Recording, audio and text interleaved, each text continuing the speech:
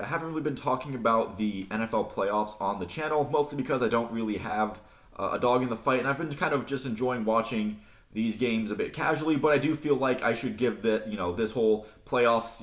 I mentioned before the Super Bowl, both one seeds in each conference making it to the Super Bowl with the Chiefs and the Eagles, and we're gonna start with the Eagles side of the playoffs with the NFC. I feel like, first off, every NFC East team has done their jobs in this playoff quite well.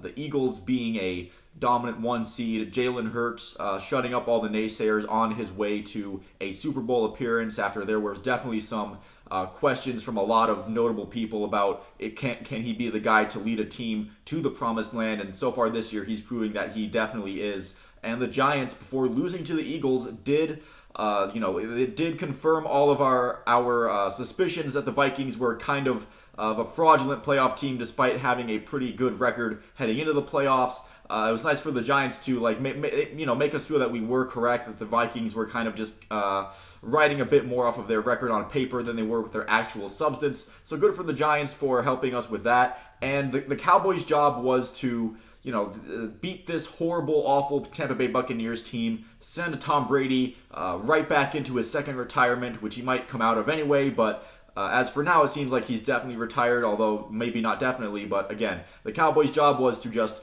boot this team out of the playoffs and the Buccaneers as quickly as possible, and then immediately bow out to a team that we would actually much rather watch, which is any other team. It just happened to be the 49ers in this case.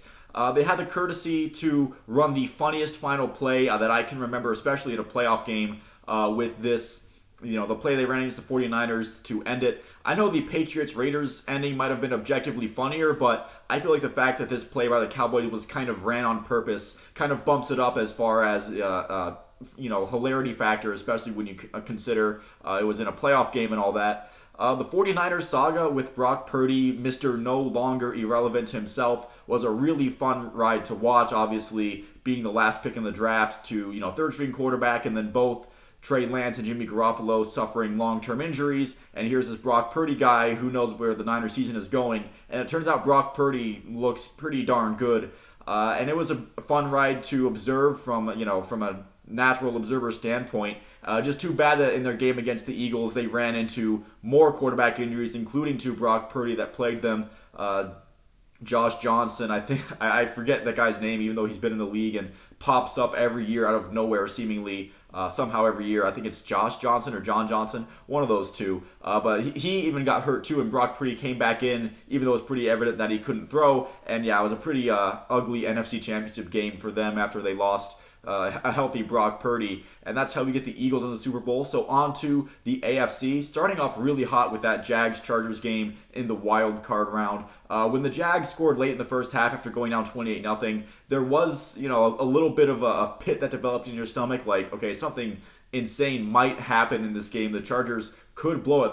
They are the Chargers after all, and that's what ended up happening. Trevor Lawrence having a big time second half after having probably the worst start possible for a starting quarterback, especially with the expectations that was placed on Trevor Lawrence before this game. The Chargers hold on to their reputation of not being able to hold leads and starting to crumble when the going gets tough. I don't know how they overcome this one especially, but I guess they have to just try again next year. The Bengals and Bills getting through the wild card as it was expected of them, but both of those games were pretty much closer than anticipated, with the Ravens and Bengals coming down to one possession. And how about the Dolphins with Skylar Thompson, making that game against the Bills really interesting? I have been personally critical of the NFL adding that seventh seed to the wild card for the playoffs, but with this year, it does definitely have seemed to. Both of the seven seeds were pretty good in their own right. So I guess for this year, it was definitely a plus for them.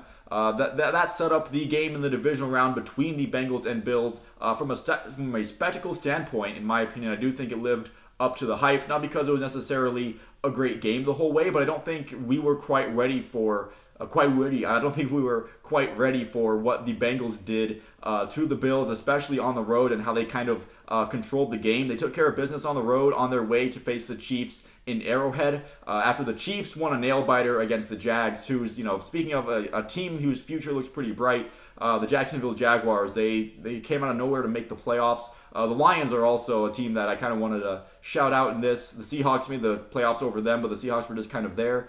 The Jags and the Lions definitely had some good years out of nowhere, but the Chiefs end up taking that win over the Jags, and they finally get a win in a game over the Bengals after a whole lot of trash talking took place as far as from the Cincinnati people, including the mayors, saying that, officials are asking for DNA evidence to, see if Joe Burrow is Patrick Mahomes' father and all that, which I'm fine with. I'm fine with the Bengals trash talking because I think the Bengals have become way too naturally likable for my taste over the past couple of years. So if they're going to start stirring the pot a little bit and starting to piss some people off and make them mad, that's fine by me. No, I will mention the officials. They definitely played a part in this AFC Championship game, but I also don't think the Bengals helped themselves on their way to losing this one. That late hit call on Joseph Osai, they're going to call that one every time, and that's how we get the Chiefs in the Super Bowl. And usually when both one seeds make it, it kind of has this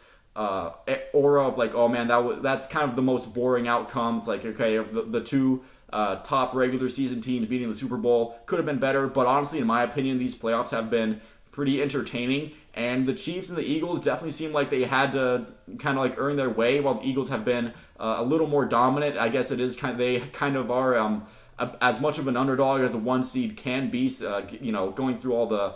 There was a hype for the Eagles heading into the season, but again, with the questions around Jalen Hurts and Nick Sirianni having that press conference that everybody clowned him on in the offseason, there is a bit of a swing there for the Eagles that doesn't necessarily make them feel like your prototypical top team. And I feel like the Chiefs have definitely played in enough games where they played in some close games where they had to earn it to win. Again, with the officiating, they definitely got the benefit of the whistle on some of those calls, but it's not like they've been, routing everyone on their route to the Super Bowl. So this should be an interesting game on Sunday, and I'm just glad I get to sit back and watch it. So thank you all for making this far into the video. I'll see you at the next one.